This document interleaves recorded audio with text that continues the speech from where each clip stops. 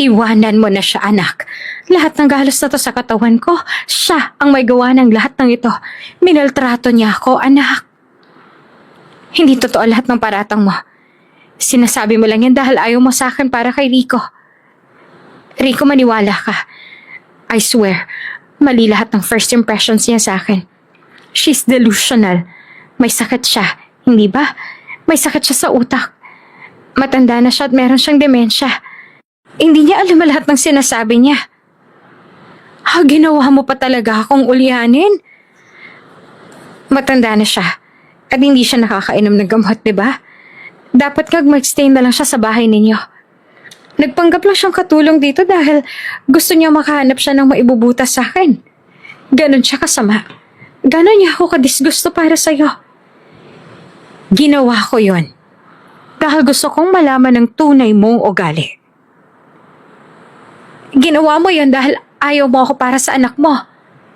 May demensya ka. At hindi totoo lahat na sinasabi niya, Rico, maniwala ka sa akin. Pinacheck din namin siya sa mga katulong ko sa doktor. At tama nga, may sakit siya sa utak. She's too old for this work. Mabuti nga tinanggap ko pa siya dahil ganun ako kabait sa matatanda. Sinungaling ka. Totoo ang sinasabi ko, babe. Maniwala ka sa akin. She has dementia. Nagpunta siya dito sa bahay ko at nagmakaawa sa akin na tanggapin ko siya sa trabaho. And because I'm kind, hinayaan ko siyang magtrabaho para raw sa anak niyang may sakit. Ako pa nga nagsasabi na wag na siyang magtrabaho at ipagawa na lang sa ibang trabaho niya. Gusto ko lang naman na makatulong dahil alam kong matanda na siya at gusto niya lang na kumita ng pera. Lahat ng galos niya sa katawan niya, siya ang may gawa niyan. Dahil di pa nga may demensya siya. Sinungaling ka talagang babae ka. Ikaw ang may gawa ng lahat ng ito. Tumigil na kayong dalawa. Sigaw ni Rico. Dahilan upang bahagyang kumalma ang dalawa. Dahil nga sa naging sigaw ni Rico, agad na nagtungo sa bulwagan sila Salome at Angela. Ma'am, ano pong problema? Here, sila magpapatunay na may demensya na nga talaga yung mama mo. Hindi ba totoo na may demensya si Aling Merly? Si Aling Merly ang may gawa mismo ng mga sugat niya, hindi ba? Sinungaling ka talaga, Stacy. Hindi ba't si Stacy ang may gawa ng lahat ng sugat na to? Lahat tayo inaagrabyado at sinasaktan ng nobya mo, Rico. Answer me! Angil naman ni Stacy sa dalawa. Bahagyang nagpalitan ng sikretong tingin sina Salome at Angela. Animong hindi sila makasagot dahil nakakaramdam sila ng takot. Ang totoo po kasi niyan, sir. Totoo po. Putol agad ni Angela kay Salome. Dahilan upang nagugulat na napabaling ng tingin si Salome kay Angela. Totoo po na may demensya si Aling Merly. Sa katunayan po, nahuli ko po siya na umiinom ng gamot ng nakaraan.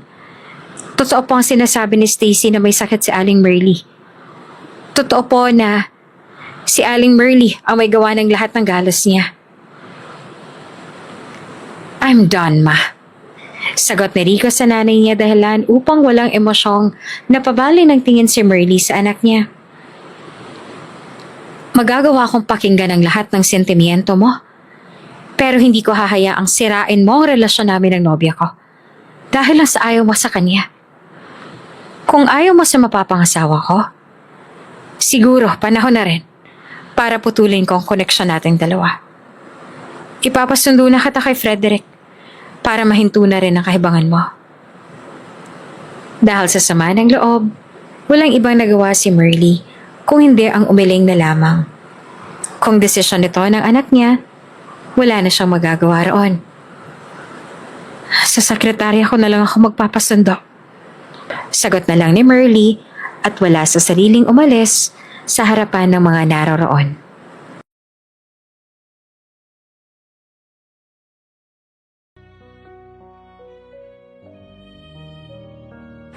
Sa panahon ngayon, maraming tao nang naghahangad ng kagandahan sa pisikal na anyo. Na kung maganda ka, maraming tao ang magkakagusto sa'yo, kahit na pangit pang interpretasyon sa'yo ng iba. Na kahit patapon ng ugaling meron ka, marami pa rin ang gugustuhin makasama ka. Maraming tao ang nagtatago sa likod ng magandang maskara. Maskara ng kagandahan. Pero pagdating sa loob, punong-puno naman ang kadiliman at kasinungalingan.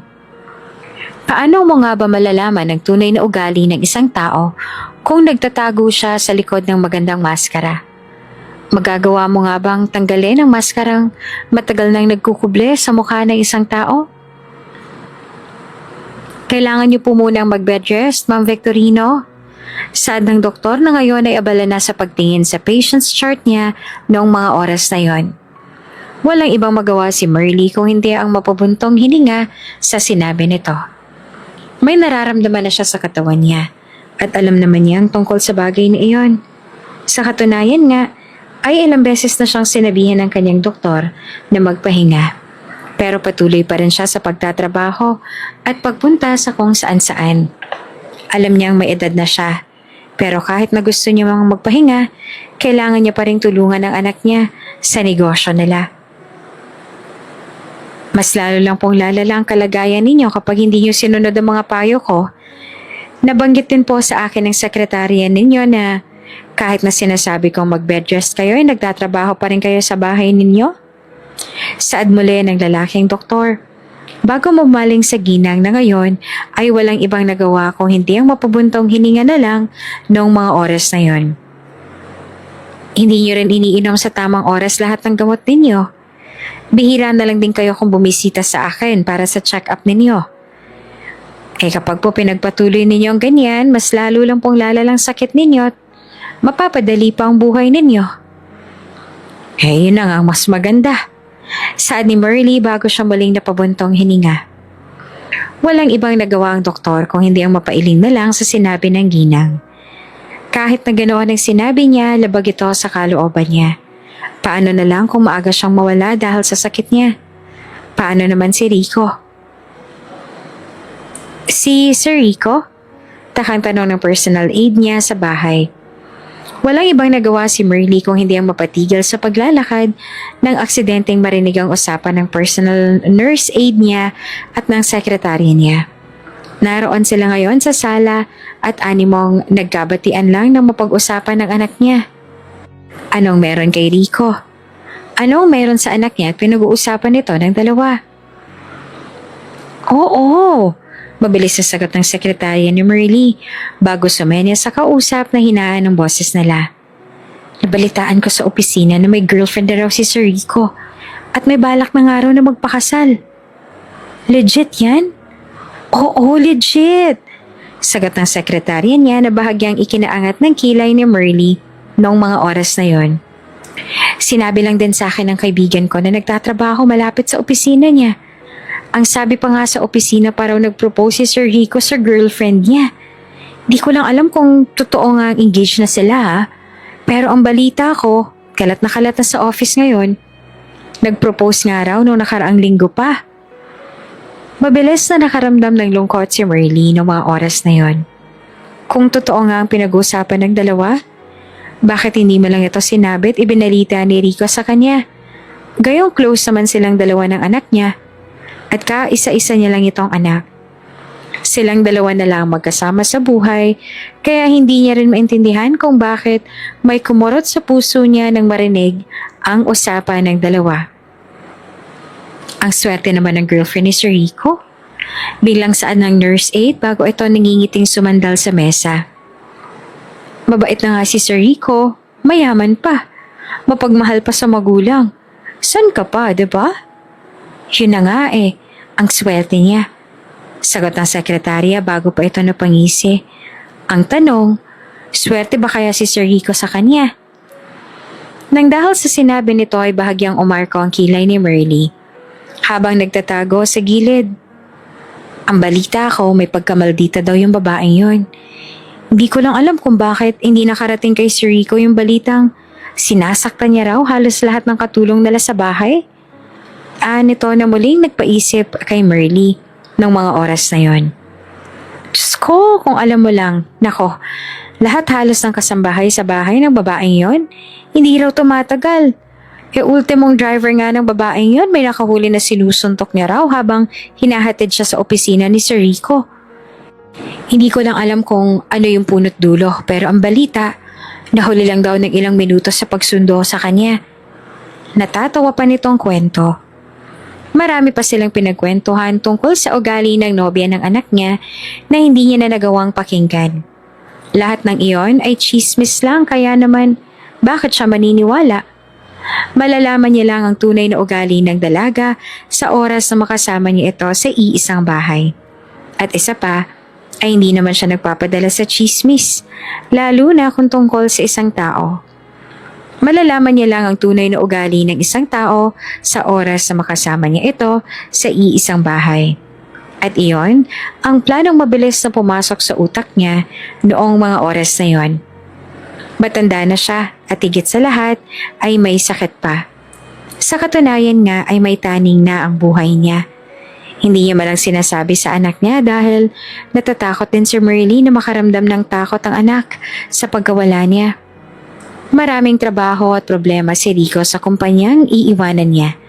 Kaya naman, bakit niya padadagdagan ang pasakit ng anak niya sa oras na sabihin niya ang tungkol sa sakit niya? Out of town, ma'am? Gulat na tanong ng sekretarya niya na ikinatango niya na lang. At business trip? Alam po ba ni Sir Rico yung tungkol sa business trip na sinasabi ninyo? Hindi niya na kailangang malaman, iya. At isa pa, baka siya naman ang pupuntahan ko roon.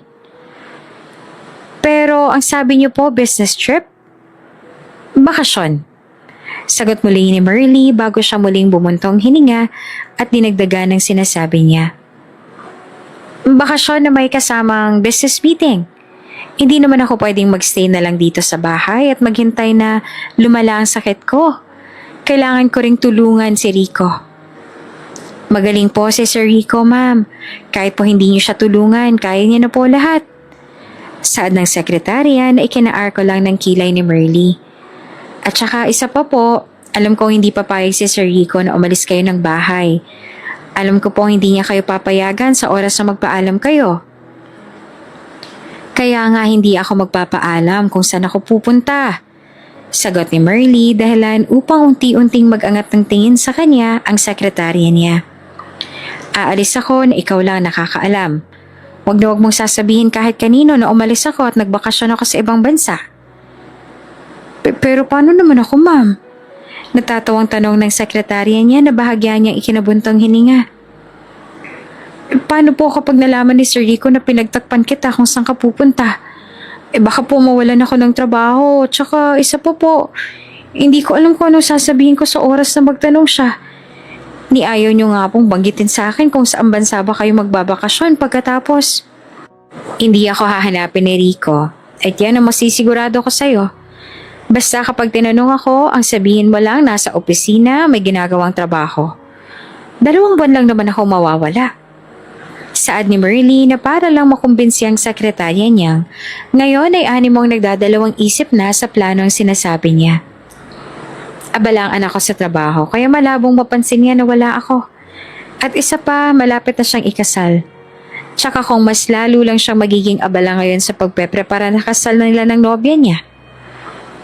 Nang dahil sa narinig kay Merly, ay nagugulat at napalingon sa kanyang sekretarya niya. Nakarating na po pala sa inyong balita? Kuryoso na itong tanong. Unti-unti at walang pagdadalawang isip niyang tinanguan. Ilang linggo lang ang nakalipas simula nang marinig niya ang usapan ng dalawa. Hindi na nagdalawang isip pa si Merly na magbayad ng private investigator upang paimbestigahan ang tungkol kay Rico at sa nobya nito. Maging kung saan man nakatira ang nobya ng anak niya ay pinaimbestigahan niya rin. Halos makaramdam ng lungkot si Merly dahil may 2 taon na palang nakalilipas simula nang maging nobya niya ang babae. Ngunit kahit kailan, ni minsan, ay hindi man lang ito binahagi ni Rico sa kanya. 2 taon na palang nakalilipas. Ngunit bakit hindi man lang ito mabanggit ni Rico sa kanya gayong madalas naman silang mag-usap sa tawag man o sa personal? Natatakot ba si Rico na makialam siya sa buhay nito? Marami ang naging nobya ng anak niya dati. Ngunit kahit na kailan, ni minsan ay hindi niya malang inaway at hindi niya sinabi sa anak niya na ayaw niya ang mga ito. Marami na rin na ipakilala si Rico sa kanya. Ngunit animo ito pa lang ang kauna-unahang pagkakataon na inilihim ni Rico ang tungkol sa relasyon niya sa babaeng iyon. Ang tanong, bakit? Tanga ka ba? Singhalaga ni Stacy.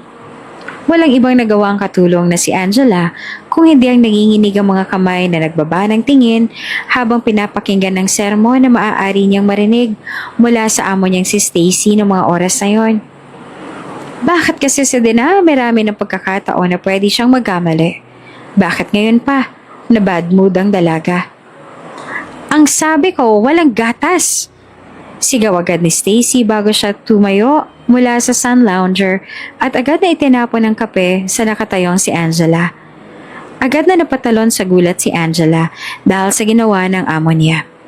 Init at hapde ang agad na naramdaman ni Angela sa balat niya nang sandaling mabuhos sa kanya ang mainit na kape na itinapon ni Stacy sa kanya.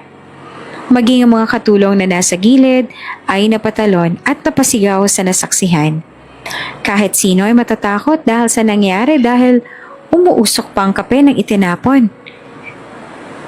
Agad na nabasag ang mug dahilan upang mas lalo lang mapaatras si Angela sa kinatatayuan niya. Ang ayos-ayos ng utos ko, Angela. Kape na walang gatas. Mahirap bang intindihin yon? Galat na sigaw ni Stacy sa dalagita dahilan upang bahagyang mapayoko si Angela sa kinatatayuan niya. Nag-aaral ka ba ng maayos? O nag-aaral ka ba talaga? Gaano ba kahirap para intindihin yung sinabi ko? Hindi ka ba nakakaintindi ng wala? Bobo ka ba o tanga-tangahan ka lang talaga? Ma'am, pasensya na ho talaga. Nanginginig na saad ni Angela, dahilan upang mapaismid si Stacy sa kinatatayuan niya. Promise po, iintindihin ko na sa susunod. Masyado lang po talaga akong stress sa lola ko ngayon kaya po. Alam mo Angela, wala akong pakialam kahit nauurin pa sa ospital yung lola mo. Kahit nakuhanin na siya ngayon at uurin sa lupa, wala akong pakialam. Singhal ni Stacy sa kanya. Lahat ng katulong na nakarinig sa sinabi niya ay napailing na lamang. Sa kabilang banda ay nagpatuloy lang si Stacy sa panenermon sa kanya. Nasa bahay kita para paglingkuran ako. Kaya lahat ng utos ko susundin mo. Nandito ka para magpaalipin sa akin. Hindi para pumasok para lang isipin yung lola mong malapit ng mamatay. Dagdag pa niya bago niya sinipa si Angela na hindi naman ito ikinatinag. Gawan mo pa ako ng isa. At sa oras na magkamali ka ulit, hindi lang yan ang aabutin mo. Maliwanag ba? Maliwanag po. Natatarantang sagot naman ni Angela. Walang ibang nagawa ang dalagita kung hindi ang punasan ng lumang pasikretong dumaloy sa pisngi niya at agad na nagkukumahog na pumasok sa loob upang sundin ang utos ng senyorita niya. May kalahating taon na siyang nagtatrabaho sa mansyon ni Stacy. Kahit na sutil ito at may angking kasamaan ng ugali, hindi niya rin ito magawang iwanan dahil kailangan niya ng trabaho at pera. May 3 buwan na sa ospital ang lola niya kaya naman kahit na hirap na siyang pagsilbihan si Stacy, patuloy pa rin siya sa trabaho niya. Dahil saan na lang siya kukuha ng ipang susuporta sa lola niya na may sakit kung sakali mang umalis siya sa trabaho. Ayan, nakakaintindi ka naman pala. Angil ni Stacy nang sandaling nanginginig pa ang kamay ni Angela nang ilapag sa coffee table ang kapeng hinihingi ni Stacy mula pa kanina. Bubos pa sana si Stacy ngunit agad siyang natigil nang dumating ang isang katulong at ang isa pang ginang na bago sa mga mata nila noong mga oras na yon. Unang tingin pa lang ni Merly ay animong umangat na ang kilay niya. Base kasi sa tingin ni Stacy sa kanya, animong susunggapan siya nito agad sa oras na magbitaw siya ng salita. Ma'am Stacy, ito po si Aling Merly. Siya po yung bagong katulong na sinasabi kong papalit sa akin. Matanda na to Patutsyada agad ni Stacy kay Merly na ikinaangat ng kilay ni Merly noong mga oras na yon. Unti-unti ay sumilay ang isang mapaglarong ngisi sa labi ng dalaga habang nakatingin sa kanya. Kaya mo pa bang magtrabaho sa edad mong yan? May panghuhusga sa mga mata niya nang pasadahan niya ang buong katawan ni Marley. Sa lagay mong yan, kaya mo pa bang magtrabaho? Dagdag niya pa bago sumandal sa sun lounger at humalikip-kip ng may ngisi sa labi. Kaya naman po. Niloloko mo ba ako? Baling ni Stacy sa kasamang katulong ni Marley na bahagya pang napaatras sa kinatatayuan nito. Hahanap ka na lang ng katulong yung mas patanda pa sa'yo. Ano sa tingin mo magagawa nito sa bahay ko? Baka naman isang utos ko pa lang sa kutong lupa na to. Hingalin na. Nag-iisip ka ba talaga? Ma'am, kaya niya naman daw pong magluto at gumawa ng gawaing bahay. Oo, dahil requirements yon. Pero wala akong sinabi na kumuha ka ng kapalit mo na mas patanda sa'yo ng 4 na dekada. Dagdag pang pang-iinsulto ni Stacy na ikinayuko naman ng kasambahay. Nang iinsulto ka ba, ha? Ma'am, hindi naman po sa ganon. Then, bakit mo dinala sa bahay ko yung uugod-ugod na matandang yan? Muling tanong ni Stacy. Kaya ko pong magtrabaho, ma'am. Sabat naman ni Marley dahilan upang makuha niya ng buo ang atensyon ni Stacy noong mga oras na yon. Kahit po may 4 na dekada ng pagitan ng edad naming dalawa, kaya ko po kayong pagsilbihan. At saka po, ma'am, kailangan ko rin po kasi ng trabaho ngayon para masuportahan yung anak ko. Anong klase ng anak ba meron ka? Putol ni Stacy sa kanya na animong naiinis pa sa sinabi niya. Talaga? Hahayaan ka ng anak mo na magtrabaho sa bahay ko bilang kasambahay? Kahit na uugod-ugod ka na? Abnormal ba yung anak mo? Hindi naman po sa ganon. Then, bakit kanya hinahayaan na magpaalila sa bahay ko? Kung normal siyang tao. Tanong ni Stacy sa kanya. Hindi naman maintindihan ni Marley kung bakit, ngunit tila ba nasasaktan siya sa mga naririnig niyang salita mula sa dalaga. Abnormal? Alam niya bang mga salitang lumalabas sa bibig niya? Ganito ba talaga kasama ang mapapangasawa ng anak niya? Peke siyang nangiti, dahilan upang taasan siya ng kilay ni Stacy. Gusto niya pa sanang magsalita, ngunit agad siyang natigilan nang magsalita ang dalagitang nasa gilid ni Stacy. Mukha pong kailangan niyo po talaga ng trabaho, ma'am. Bakit po kaya hindi mo na lang siya tangga? Tinatanong ba kita? Baling ni Stacy sa kanya. Walang ibang nagawa ang katulong kung hindi ang peke na lang na mangiti nang dahil sa pagkapahiya. Bago pa man muling mag-init ang dugo ni Stacy sa kanya, ay mas minabuti na lang ni Angela na manahimik at unti-unting umatras mula sa kinatatayuan niya. Bagya rin siyang napahawak sa namumutla niyang braso, dahilan upang mapabaling sa kanya ng pasikreto ang mga mata ni Marley. Unti-unti ay umaangat ang kilay niya nang makita ang namumulang balat ng dalagita. Bakit namumulang balat niya? Kuryosong tanong ni Marley sa isipan niya. Kung kailangan mo talaga ng work, then sige, mag-start ka na ngayon. As if naman may choice ako, diba? Sad ni Stacy dahilan upang maling mapabaling ng tingin si Marley sa kanya. Pero ito ang tatandaan mo, nanay. Sa oras na magkasakit ka, o sandali man na mapadali ang buhay mo dahil sa pagtatrabaho mo sa akin, hindi kita magiging sagot. Wala akong magiging responsibilidad sa'yo. Sakali man na lumalay ang sakit mo, naiintindihan mo? Maliwanag, ma'am. Sagot na lang ni Aling Marley. Magsasalita pa sana siya upang magtanong, ngunit hindi niya na nagawa pang ibuka ang bibig niya. Nang sandaling talikuran siya ni Stacy at mabilis na nagdial sa telepono. Babe, magpapamasahe lang ako saglit, ha? Magiliw at mahinahon itong saad sa kabilang linya. Natitiyak ni Marley na si Rico ang kaisa-isa niyang anak. Ang kausap ng dalaga kaya naman hindi niya na naiwasang mapaikting na lang ang bagang sa labis sa pagpipigil. Hindi na malabong ilagang ilan sa mga kasambahay niya sa amo na lang iyon. Hindi niya gusto ang tabas ng dila ng nobya ng anak niya. Hindi niya rin maitatanggi na hindi sila magkakasundo nito, lalo na kung magsasama pa sila. Pagpasensyahan niyo na po si Ma'am Stacy. Mabait naman po siya minsan. Sadyang wala lang po talaga siya sa hulog ngayon dahil sa iilang problema. Saad ni Angela na unti-unting humihina ang boses dahil sa kawalan ng angkop na salita. Wala sa hulog eh. Dati nang ganyan ang ugali. Saad naman ng isang kasambahay na kasama nilang dalawa ni Merly sa iisang kwarto. Naroon na sila ngayon sa maid's room at abala na sa pag-aayos ng mga gamit ni Merly. Huwag mo ang i-sugarcoat yung paborito mong amo. Ni minsan hindi naman naging mabait sa amin yan eh. Maski na sa'yo na pinakabata rito. Sa mga magulang nga niya masama pa ugali niyan eh. Sa iba pa kaya?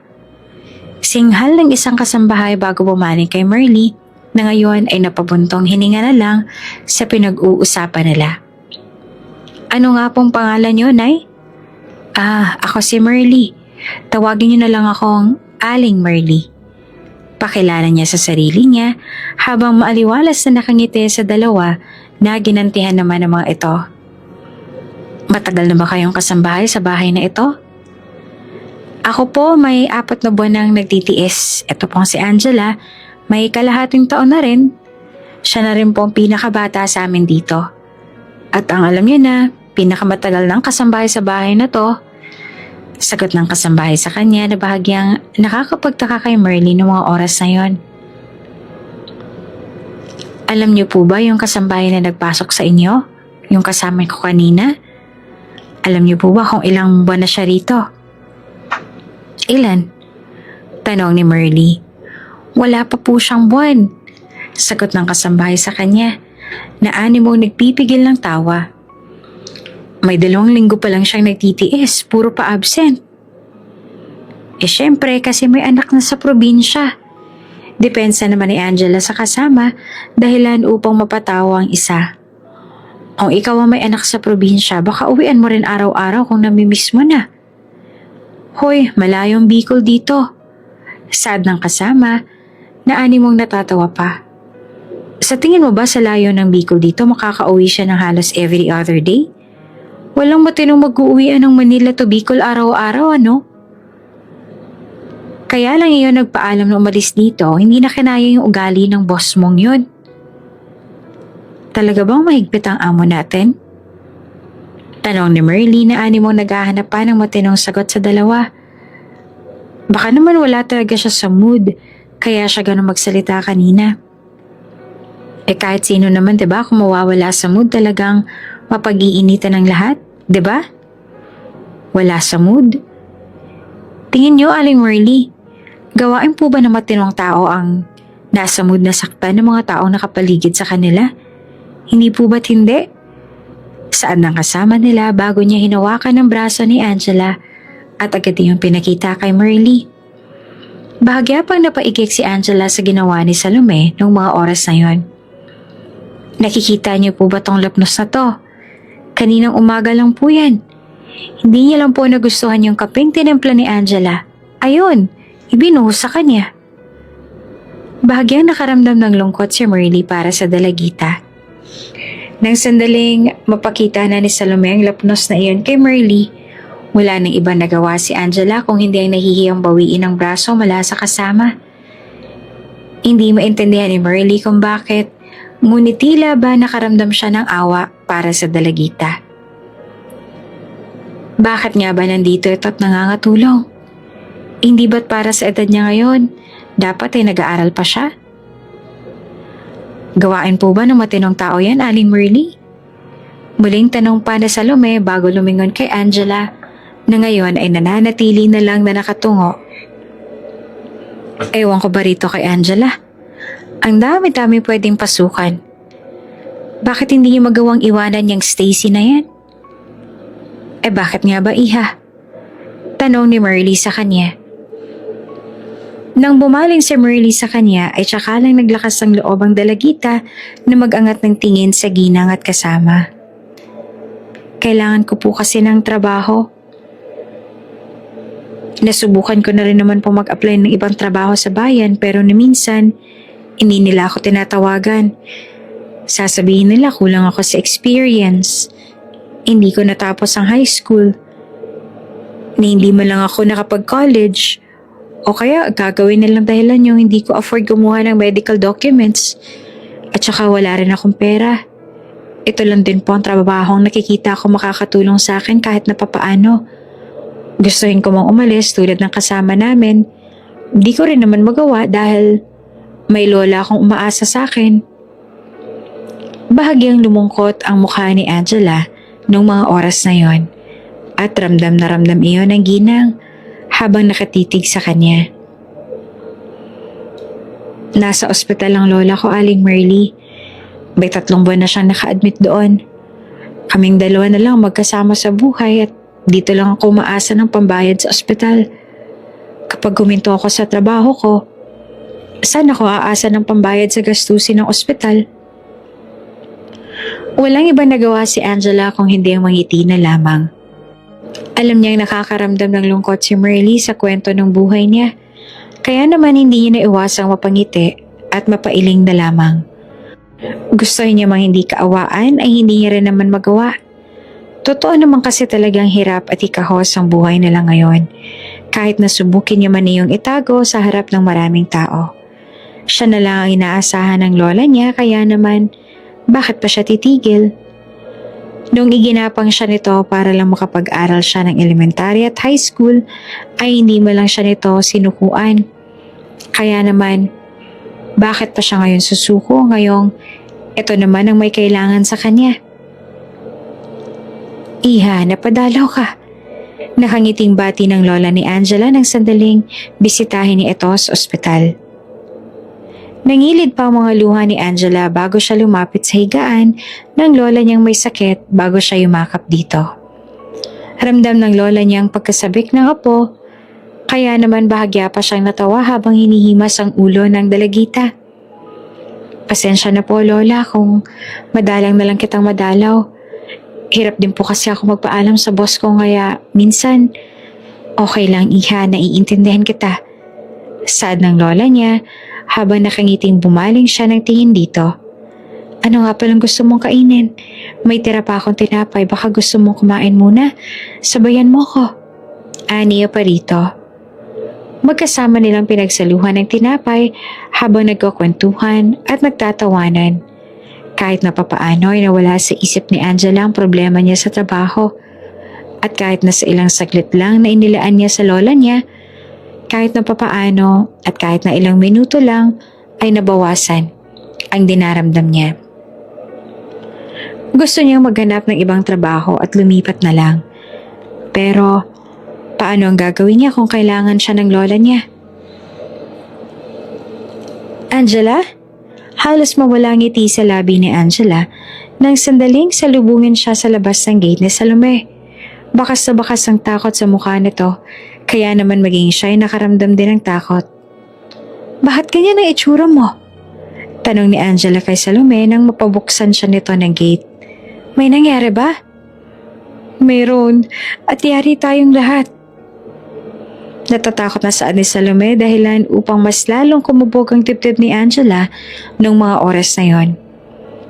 Hinahanap ka ni Ma'am Stacy at galit na galit siya nung isinugod niya kami sa maid's quarter kanina. Mas lalo pa siyang nagalit nung nalaman niyang pina-eskapo ka namin ni Aling Merly. Kung ang alam nga lang namin na maagang uwi niya ngayon, di sana hindi ka na namin hinayaan ni Aling Merly na bisitahin ng lola mo. Galit na galit siya, Angela. Sandali lang.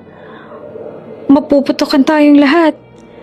Nanginginig na saan ni Salome na mo problemado na nung mga oras na yon. Matatangkal tayong lahat, Angela. Wala silang ibang nagawa kung hindi ang nagmamadaling pumasok sa loob. Naroon silang lahat sa hardin. Maging ang mga katulong na naroon ay nakayuko. Natagpuan ni Angela si Stacy na ngayon ay kunot noong nakatitig sa cellphone habang nakaupo sa sun lounger. Baka sa mukha nito ang iritasyon kaya naman mas lalo lang nakaramdam ng takot si Angela noong mga oras na yon. Ma'am, nanginginig na saan ni Angela ng sandaling makatapak siya sa hardin. Walang iba nagawa si Stacy kung hindi ang pabagsak na ilalapag ang cellphone niya sa mesa bago nakaangat ang kilay niyang bumaling ng tingin kay Angela. Bakas ang iritasyon sa mukha nito na mas lalo lang nagpakabog sa dibdib ni Angela. Noong mga oras na yon, "Ano ka sa bahay na to, Angela?" Tanong ni Stacy, dahilan upang may payuko na lamang si Angela sa kinatatayuan niya noong mga oras na yon. "Tinatanong kita kaya sagutin mo ako, Angela. Ano ka sa bahay na to?" "Katulong po." "Katulong pala eh. Bakit ka naglalakwatsa kung saan-saan kung alam mong katulong ka rito?" Sigaw agad ni Stacy bago siya tumayo at lumapit sa dalaga upang sabunutan nito.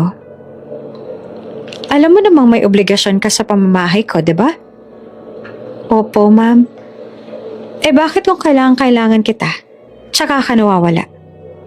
Binabayaran kita ng maayos para pagsilbihan ako, hindi para takasan ako kapag may iutos na ako sa'yo. Sigaw ni Stacy sa mukha niya.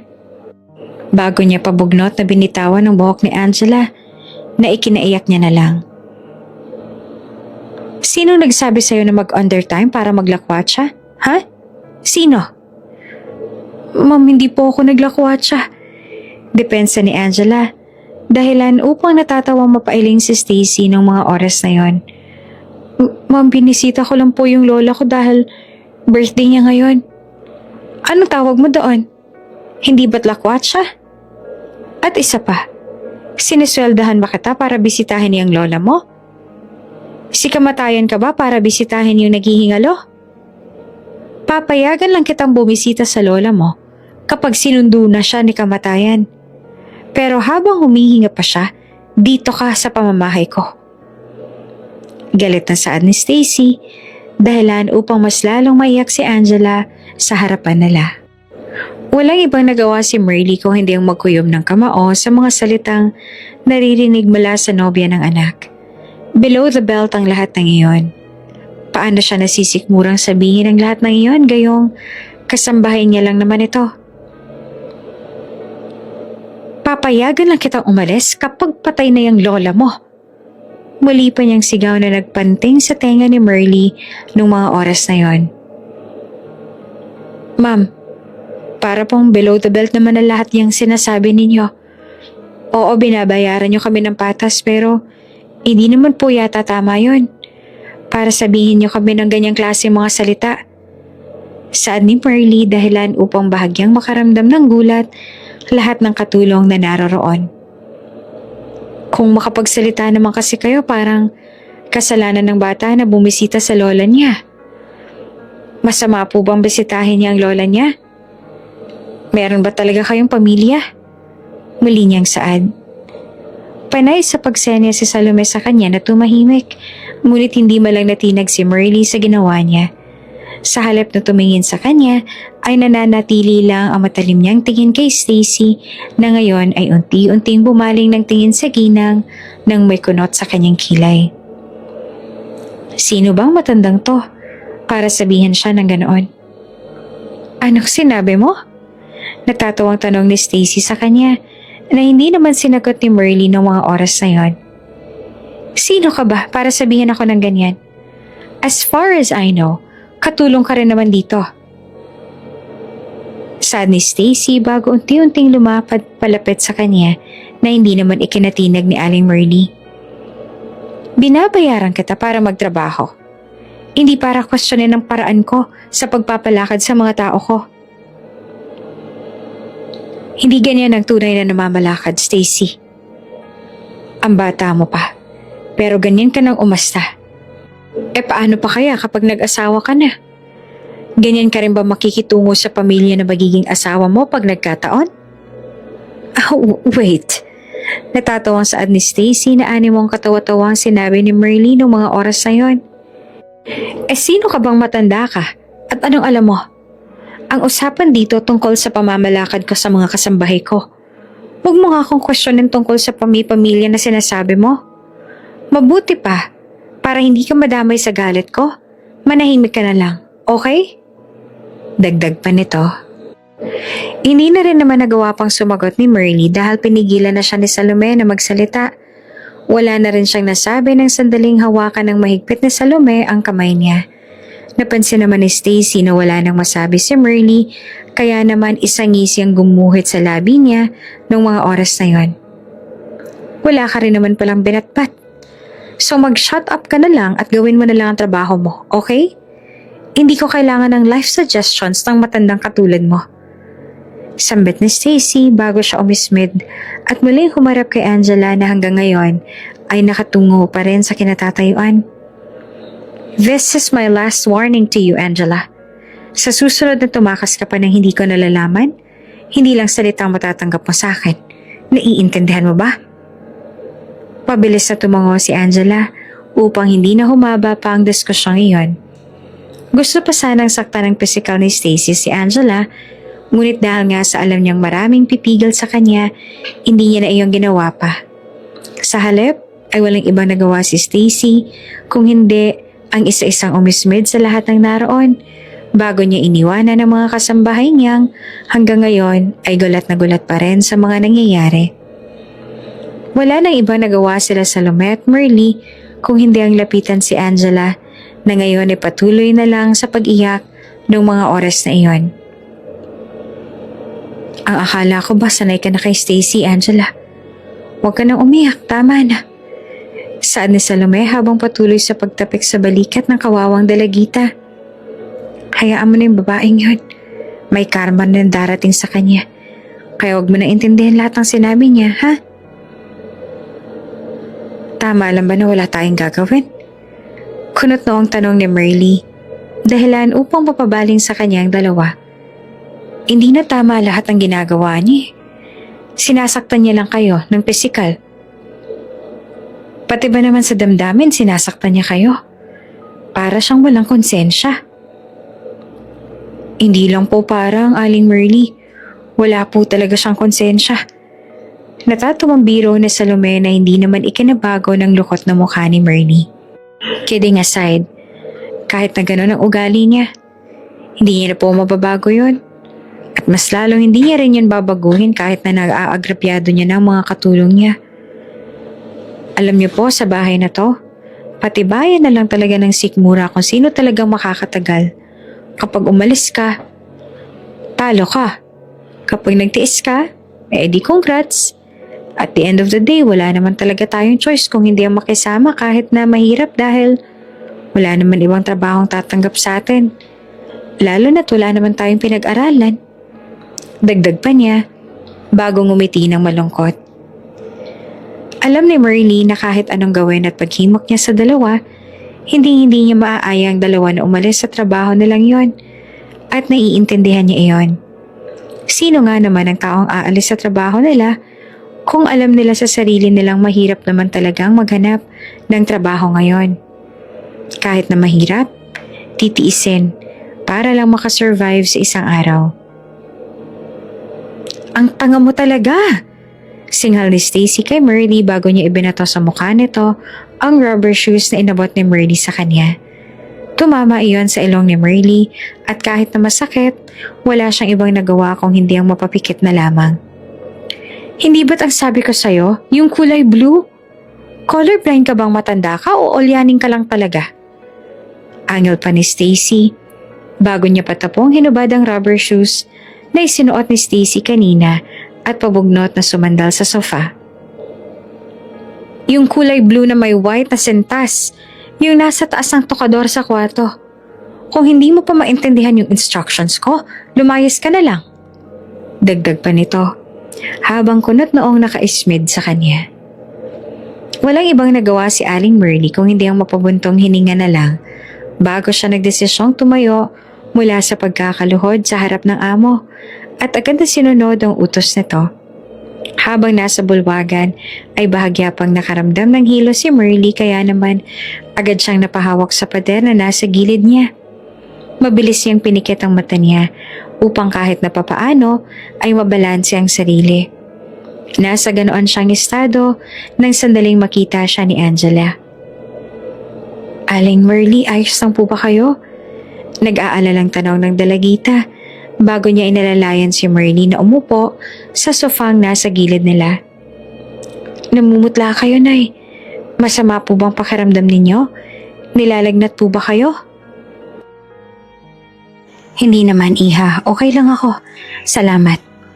Sagot ni Marley sa kanya kahit na nakaramdam pa rin ng hilo at panghihina noong mga oras na yon. Baka napagod lang ako sa kakautos ni Stacy. Baka kailangan ko lang siguro na magpahinga. Dagdag pa niya. May 2 buwan na siya sa trabahong ito. Aaminin niyo man o hindi, ay naging pahirapan sa kanyang makaalis sa trabahong ito dahil nga masyadong humigpit si Stacy simula nang tumakas si Angela. Sa loob ng 2 buwan na iyon, hindi nga niya nagawa pang kumonsulta sa doktor para sa kanyang chemotherapy. Kaya naman ngayon ay unti-unti niya nang nararamdaman ng resulta nang hindi niya pagpunta sa doktor para sa check-up. Iba rin po kasi yung manadya si Stacy, Aling Marley eh. Simula nang sinagot-sagot mo siya. Ikaw naman ngayon na binabalingan niya ng galit at utos. Kunot noong saad ni Angela na ikinahinga niya na lang ng malalim. Hayaan mo na po, Aling Marley. Ako na pong bahala sa utos ni Ma'am Stacy sa'yo. Magpahinga ka na po sa maid's quarters. Ako na rin pong bahalang magsabi sa lahat. Nako, salamat, Iha ha. Maikling saad ni Marley bago siya inalalayan ni Angela na maglakad patungo sa kwarto nila. Bahagyang nagdidilim ang paningin ni Marley noong mga oras na yon. Nang sandaling makarating sila sa kwarto nila, hinintay niya pa muna makalabas si Angela bago siya naghihinang nagtungo sa cabinet niya upang kuhanin ang gamot na iniinom niya. Nanginginig pa ang kamay niya nang sandaling kumuha siya ng isa. Kailangan ko na yata umuwi. Mahina niyang saad. Nasa kalagitnaan na siya ng pag-inom ng gamot noon nang sandaling matigilan siya nang bigla na lamang bumukas ang pintuan ng kwarto nila. Hindi na rin naman siya nagulat pa nang iluwanoan si Stacy at ang iba pang kasambahay na animoy takot na takot sa maaari niyang harapin. Ma'am, pasensya na po ako. Halika rito. Nagdidilim na saad ni Stacy bago siya sumugod kay Marley at agad itong sinabunutan na ikinatili naman ang lahat. Walang ibang nagawa si Marley kung hindi ang pilit na sumama sa paghila ni Stacy sa kanya palabas ng maid's quarter. Kahit nangihina, ay sumabay na lang siya. Halos lahat ng mga kasambahay na nanonood sa kanila ay nagtitili at paulit-ulit na sinasabihan si Stacy na tama na. Ngunit animong wala man lang naririnig ang dalaga na animoy patuloy pa rin sa paghila at pagsabunot sa kawawang ginang. Alam mo, Aling Marley, sawang-sawa na ako sa kakuparan mo. Sigaw ni Stacy bago niya ibinalibag si Aling Marley sa sahig, malapit sa hardin. Walang ibang nagawa si Salome kung hindi ang magtakip ng bibig sa gulat bago nanginginig ang mga kamay niyang naglabas ng cellphone upang videohan ang actual na pagpapahirap ni Stacy kay Aling Marley. Hindi kita binabayaran para magpahinga kung kailan mo gusto. Binabayaran kita para pagsilbihan ako. Kaya gawin mo ang lahat ng inuutos ko sa'yo, sa ayaw at sa gusto mo. Masama pong pakiramdam ko, ma'am. Pahinga lang po ako. Kahit kaunti lang. Wala akong pakialam kahit mamatay ka pa sa harapan ko. Sigaw ni Stacy sa kanya dahilan upang mapapikit na lamang si Marley. Lalo na nang muli niyang maramdaman ang hilo ng mga oras na yun. Gagawin mo lahat ng iuutos ko sa'yo dahil binabayaran kita. Simpleng sapatos nga lang nahihirapan ka na. May problema ka ba sa utak o ulyanin ka na lang talaga? Tandaan mo ha, hindi kita sapilitang tinanggap dito. Ikaw ang nakiusap kaya susundin mo ko sa ayaw at sa gusto mo. Ganyan ka ba talaga? Angil ni Marley. Dahilan upang unti-unting umangat ang kilay ni Stacy nang dahil sa narinig. Hindi kalaunan ay natawa siya sa harap mismo ng matanda dahil sa pagkapahiya. Ganyan ba talagang ugali mo sa simula pa lang? Hindi ugali ng taong mabuti ang pinapakita mo. Kung ipagpapatuloy mo lang yan, walang matinong lalaki ang taong magmamahal sa'yo.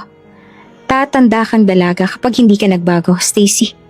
Tandaan mo yan. Oh, really? Galing pa sa'yo, ha?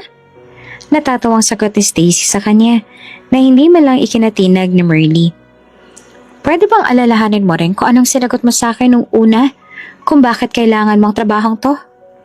Nandito ka rin dahil hindi ka mahal ng anak mo. Kaya ka nandito dahil sa anak mong pabigat at walang ambag sa buhay mo. Hindi rin kami nagkakalayo ng anak mo. Tulad ko, wala rin nagmamahal sa'yo. Sagot ni Stacy bago ngumisi sa kanya. Ilang segundo pang natahimik si Merly habang pinoproseso lahat ng sinabi ng nobya ng anak niya. Pagkatapos ng mahabang sandali ay mabigat na bumuntong hininga si Merly sa harap ni Stacy. Kaya naman, agad na umangat ang kilay ni Stacy sa nakita. Mahal ko ang anak ko, kaya ako nandito. Hindi man niya alam na nandito ako, pero natitiyak ko na magpapasalamat siya sa akin kapag nalaman niyang nandito ako. At kapag nalaman niya kung anong klaseng tao ka talaga. Dagdag pa ni Merly. Dahilan upang bahagyang makaramdam ng kakaiba si Stacy ng mga oras na yon. Masama kang tao, Stacy. Walang magtatagal sa'yo kung ganyan ang ugali mo. Daig mo pang isang demonyo. Dagdag pa ni Merly. Nang mga oras na yon dahil sa mga narinig mula sa ginang, animang mabilis na nagpanting ang tenga niya at nagdilim ang mga mata. At sino ka para ilan tulad ako sa mga demonyo, ha? Sigaw ni Stacy bago niya kinuha ang vase na nasa gilid at agad na inihampas ito sa ulo ni Merly na ikinabasag nito. Ma'am! Aling Merly! Sigaw na lang lahat. Walang ibang nagawa si Stacy kung hindi ang mapaatras ng tuluyan nang mawala ng malay si Aling Merly dahil sa ginawa niyang paghampas. Mas lalo lang din siyang kinabahan. Naglapitan ito ng katulong niya upang i-check. Bumangon ka nga dyan. Singhal ni Stacy nang hindi malang nagre-respond si Aling Merly sa mga tapik nito sa pisngi ng katulong niya ng mga oras na yon. Ang sabi ko, bumangon ka dyan at huwag ka masyadong maarte. Ang gaan-gaan lang kaya ng vase. Ang arte nitong matandang to. Ma'am, hindi po siya nagre-respond. Natatakot na saad ni Angela. Dahilan upang mas lalo lang kumabog ang dibdib ni Stacy noong mga oras na yon. Dali natin siya sa ospital, baka magkaroon ng hemorrhage sa utak niya. Ospital? Nahihibang ka ba? Angil agad ni Stacy na animong nakaramdam ng takot sa sinabi ng dalagita. Vase lang yung hinampas ko sa kanya at hindi naman yung ganong kabigat, ano? At saka, wala akong panahon para sa kaartehan ng matandang yan. Paano man kung matuluyan si Aling Merly at saka hindi natin siya agad dinala sa ospital? Baling ni Salome sa kanya na mas lalo lang ikinabog ng puso niya. Ikaw ang suspect kapag namatay siya at kaming lahat ang saksi sa ginawa mo.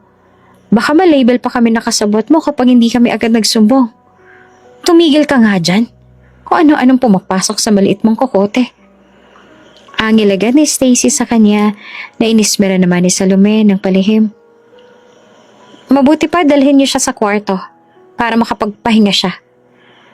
Ma'am, hindi ba't ang sabi mo huwag siyang hayaang magpahinga kahit masama ang pakiramdam niya? Tumahimik ka nga, Salome. Gigal na singal ni Stacy kay Salome na ikinanguso naman ito. Sundin niyo na nga lang sinasabi ko. Hindi yung kung ano-ano sinasabi niyong katangahan dyan. Talibasa kasi mga wala kayong pinag-aralan. Kaya simpleng salita lang hindi niyo pa magawang maintindihan. Dagdag pang singal ni Stacy bago siya nagdabog na umalis doon. Walang ibang nagawa ang mga katulong kung hindi ang magtinginan. Habang abala si Angela sa pagigising kay Aling Merly, si Salome naman ay walang ibang nagawa kung hindi ang umalis doon at i-check ang video na sinave niya sa cellphone. Isang ngiti ang gumuhit sa labi niya nang makita niyang kitang-kita sa video niya ang ginawang pananakit ni Stacy kay Aling Merly.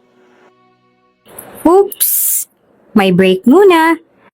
Gusto mo bang ma-shoutout dito sa channel ni Ate Jane? Mag-comment lang ng lesson you learned from the latest story uploaded. Dahil pipili kami ng isang best comment of the day para i-shoutout sa susunod na upload. Kaya huwag kalimutang mag-iwan ng lesson you learned after you watch this video. Maraming salamat! Shoutout nga pala kina Arlene Fresnido from Iloilo, Fenas Bueca from Pampanga, at Jocelyn Tansinko. Sa ating mga taga-subaybay, paki-comment naman po sa baba kung taga-saan kayo para alam ko kung hanggang saan umaabot ang mga kwento ni Ate Jane at para ma-shoutout ko kayo sa mga susunod pa nating kwento. Maraming salamat sa pakikinig.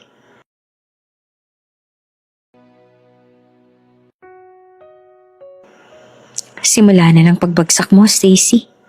Saad ni Salome bago siya umalis doon. Ilang araw lang ang lumipas, animoy parang walang nangyari sa ginawa ni Stacy kay Aling Merly. Sa paulit-ulit na pag-inom ng gamot sa tamang oras, kahit papaano ay bumuti rin ang kalaunan ng pakaramdam ni Aling Merly.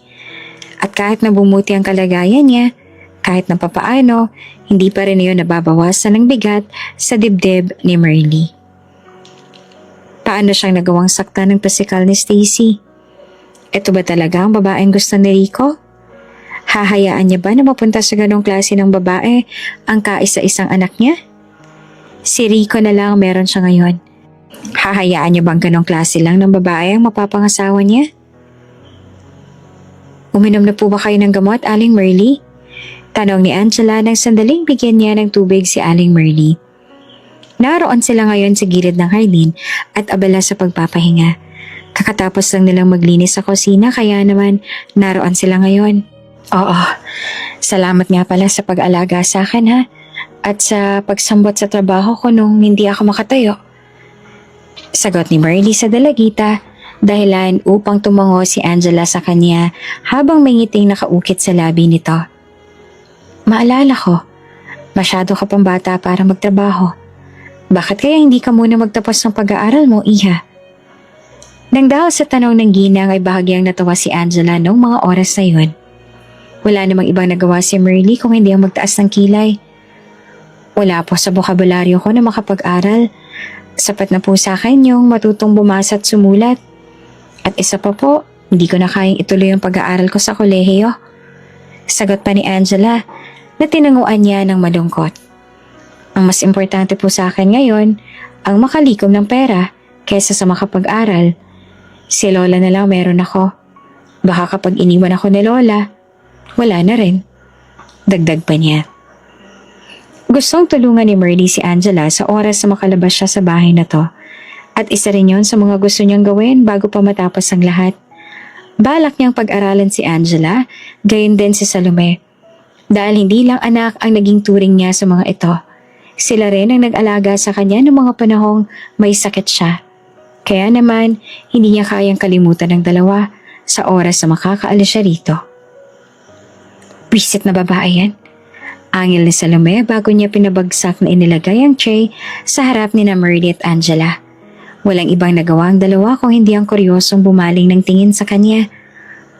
Ang akala mo kung sinong santa kapag kaharap yung jowa niya. E demonita naman. Dagdag pa niya bago siya naupo sa gilid ng dalawa. Anong ibig mo sabihin, Iha? Kuryosong tanong ni Merly na ikinabuntong hininga niya.